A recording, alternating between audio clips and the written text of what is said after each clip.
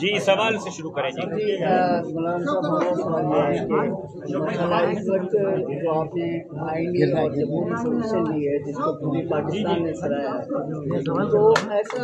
جیسے سمجھا یہ جاتا تھا کہ آپ نواز شریف کے قریب ہیں اور عمران خان آپ کے اپوزٹ میں ہیں، تو کیا ایسا کبھی مستقبل میں ممکن ہے کہ آپ عمران خان کے ساتھ بھی مل سکیں؟ میرے خیال میں ذرا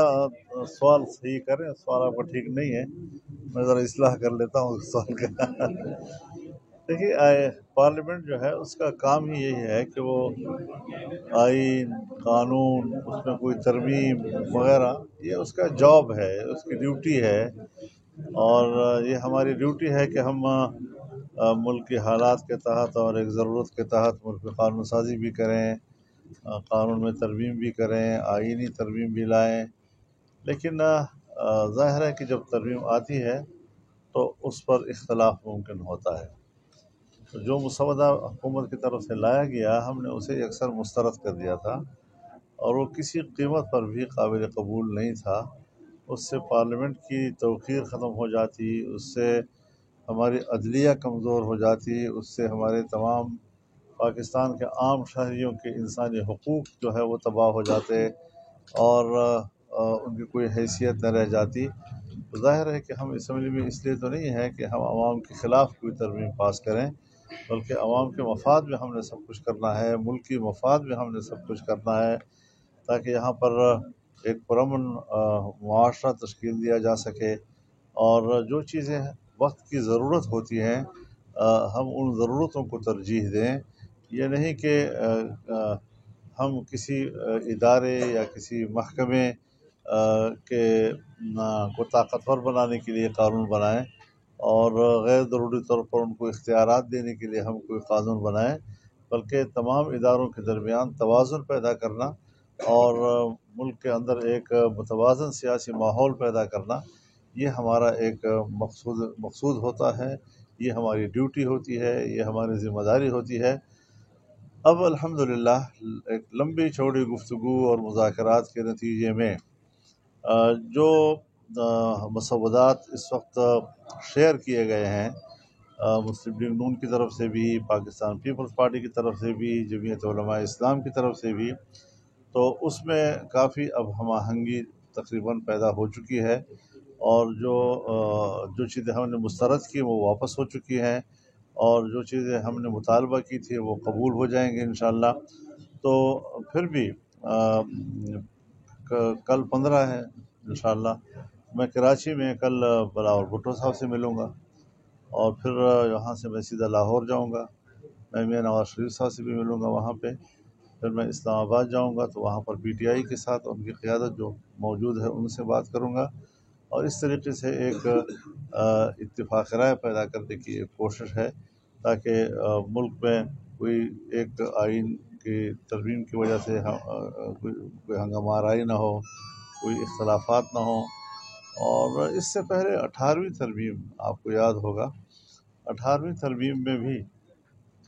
کوئی ہمیں 9 مہینے لگ گئے تھے۔ جب 18ویں ترمیم میں ہمیں 9 مہینے لگ گئے تھے تو اب 26ویں ترمیم میں ہمیں 9 دن تو دے دینے چاہیے کہ ہم اس میں دیکھ سکیں، اس کا نوک پلک ٹھیک کر سکیں، اس میں کوئی غلطی ہے تو اس کو نکال سکیں، کوئی اچھی بات ہے تو وہ ڈال سکیں اس کے اندر۔ تو یہ سارا ایک بڑا لمبا ایک ایکسرسائز ہے، اس کے ہمیں ماضی میں بھی کافی تجربات ہیں۔ بعض دفعہ ہمیں کچھ چیزیں طے کرنے کے لیے، خارجہ پالیسی کے اصول طے کرنے کے لیے 6 مہینے تک ہمیں کمیٹی روم میں بیٹھنا پڑا۔ تو آج کیا مسئلہ ہے کہ ہم 1 مہینہ بھی دینے کو تیار نہیں ہیں، اور ایسی کوئی جلدی ہم پر مسلط کی گئی، لیکن ہم اس سے متاثر نہیں ہوئے، اور ہم نے کہا نہیں، جب تک کہ ہم اطمینان حاصل نہیں کریں گے اس وقت تک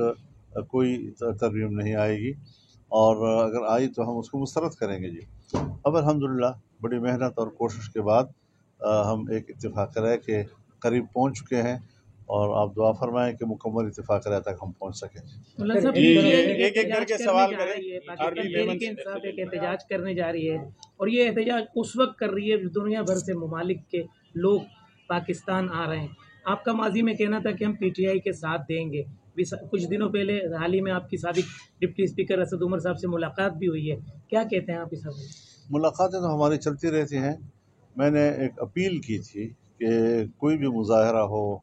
احتجاج ہو، اس کو شنگھائی تعاون تنظیم جو ہے اس کے سربراہان کے پاکستان کی سرزمین سے رخصت ہونے کے بعد تک ملتوی کر دیا جائے. تو پہلے بھی ایک مظاہرہ ہوا جس کے کوئی اچھے نتائج سامنے نہیں آئے، اس سے کوئی اچھا ماحول نہیں بنا، اور اب بھی جب مہمان یہاں پر موجود ہوں تو میں اب بھی دوبارہ اپیل کروں گا کہ وہ ایسے موقع پر کوئی احتجاج نہ کریں. چند دن کے لیے مؤخر کیا جا سکتا ہے اور کوئی اتنی بڑی مشکل پیدا نہیں ہوگی اس سے. تو مجھے امید ہے کہ وہ ہماری اپیل کی قدر کریں گے. سر سندھ کے دورے پر آپ آئے ہیں تو دیکھیے 14 اکتوبر کو ملک میں 14 اکتوبر سے کبھی آگے پیچھے بھی ہو جاتا ہے. حضرت مفتی صاحب رحمہ اللہ کی یاد میں ایک کانفرنس منعقد کی جاتی ہے، تو کبھی ایک صوبے میں، تو کبھی دوسرے صوبے میں، تو کبھی تیسرے صوبے میں. تو اس دفعہ سندھ کی جماعت کا بڑا اصرار تھا، اور خاص طور پر میرپور خاص کی جماعت کا، کہ یہاں میں کافی عرصے سے نہیں آیا ہوں، تو یہاں آ کر اب یہاں کانفرنس منعقد کی جائے. تو یہ کانفرنس ہوگی، اور جب مفتی صاحب کے عنوان سے کانفرنس ہوتی ہے تو ان کی ہم جہت زندگی کو زیر بحث لایا جاتا ہے. ظاہر ہے کہ وہ جہاں ایک عالم دین تھے، جہاں وہ ایک فقیہ تھے، جہاں وہ ایک محدث تھے، اور اس حیثیت میں جو انہوں نے کامیابی کے جھنڈے گاڑے اپنی زندگی میں، پھر سیاسی میدان میں، تو ظاہر ہے کہ انہوں نے ملک میں ایک بڑا مقام پیدا کیا، اور انہوں نے جو نقوش چھوڑے ہیں وہ پوری قوم کے لیے قابل تقلید ہیں. اور اس میں ظاہر ہے کہ ملک کے اندر امن و امان کا ماحول ہو، ایک اچھا جمہوری ماحول ہو، پارلیمانی کردار ہو. انہوں نے اپنے پارلیمانی کردار سے آئین بنایا، اس آئین پر انہوں نے دستخط کیے، ختم نبوت کا مسئلہ حل کیا انہوں نے، پھر بین الاقوامی سطح پر ساری زندگی انہوں نے فلسطین کے کاز کی حمایت کی، اور اسرائیل کی جارحیت اور ان کے قبضے کے خلاف انہوں نے اپنی توانائیاں جو بھی تھی ان کی سیاسی وہ صرف کی انہوں نے. تو آج بھی ہماری اس اجتماع میں مفتی صاحب کے انہی نظریات کی بنیاد پر جہاں ہم ان کی شخصیت کو زیر بحث لائیں گے، وہاں پر ہم ان کے کردار کو بھی، چاہے وہ علمی حوالے سے ہو، چاہے وہ سیاسی حوالے سے ہو، چاہے وہ امن کے حوالے سے ہو، چاہے وہ پارلیمانی نظام کے حوالے سے ہو، جمہوری حوالے سے ہو، اسلام کے لیے ہو، ختم نبوت کے لیے ہو، فلسطین کے لیے ہو، امت مسلمہ کے لیے ہو، ان سب کے لیے ان کے نظریات کو سامنے رکھتے ہوئے ہم نے گفتگو کرنی ہوگی، تمام مقررین نے گفتگو کرنی ہوگی، اور انشاءاللہ ان کا یہی پیغام اگلی نسلوں کے لیے نشان راہ بنے گا، اور ان کے لیے اپنا مستقبل سنوارنے کا سبب اور ذریعہ بنے گا انشاءاللہ. بہت شکریہ جی. دیکھیے ہم تو سوچتے ہیں کہ کہیں بھی انتہا پسندی نہیں ہونی چاہیے. مسلمان ایک ایسی قوم ہے کہ آج 1400 سال کے بعد بھی ہر چند کے آپ اس کو گئی گزرے ایک امت کہیں، لیکن رسول اللہ صلی اللہ علیہ وسلم کے ساتھ، کتاب اللہ کے ساتھ جو ان کی عقیدت ہے اس میں بہت جذباتیت ہے، اس میں کوئی شک نہیں ہے. اور ایسی مضبوط کمٹمنٹ دنیا میں کہیں نہیں پائی جا رہی، کسی مذہب میں نہیں پائی جا رہی. تو کچھ لوگ اگر اپنی رائے رکھتے ہوں اور ان کو پتہ ہو کہ مسلمان اس پر مشتعل ہوتا ہے، ان کو بھی انتہا پسندی نہیں کرنی چاہیے، ان کو بھی قانون کا احترام کرنا چاہیے. رسول اللہ صلی اللہ علیہ وسلم کے ناموس کو آئین میں تحفظ دیا گیا ہے، کیوں آئین کے اس حصے کا احترام نہیں کیا جا رہا؟ ہاں اگر ایسا کوئی واقعہ ہو جاتا ہے تو جیسے آپ نے دیکھا کہ کوئٹہ میں پوری جمعیت علماء اسلام تھانے کے سامنے کھڑی ہو گئی تاکہ پبلک کو روک سکیں اور کوئی خود کارروائی نہ کر سکیں جی. لیکن جب اس نے پولیس کے سامنے بھی ایسی خرافات بکی تو پولیس مین نے جذباتی ہو کر ان کو قتل کر دیا جی. تو اس طریقے سے کچھ ایک مافیا ہے ملک کے اندر جو مذہب کے خلاف ہے، اور ایسے مواقع پر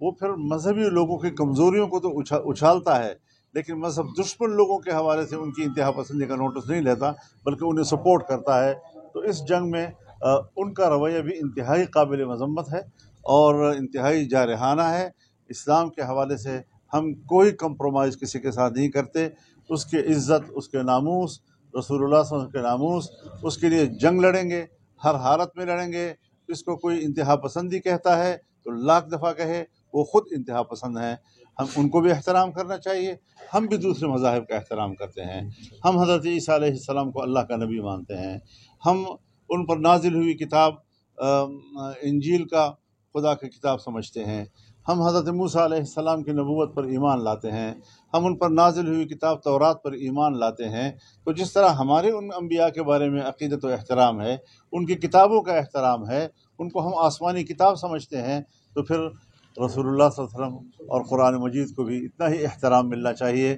جب کوئی اس کا احترام نہیں کرتا تو اس سے پھر فساد پیدا ہوتے ہیں. تو فساد کے لیے تو ہمیں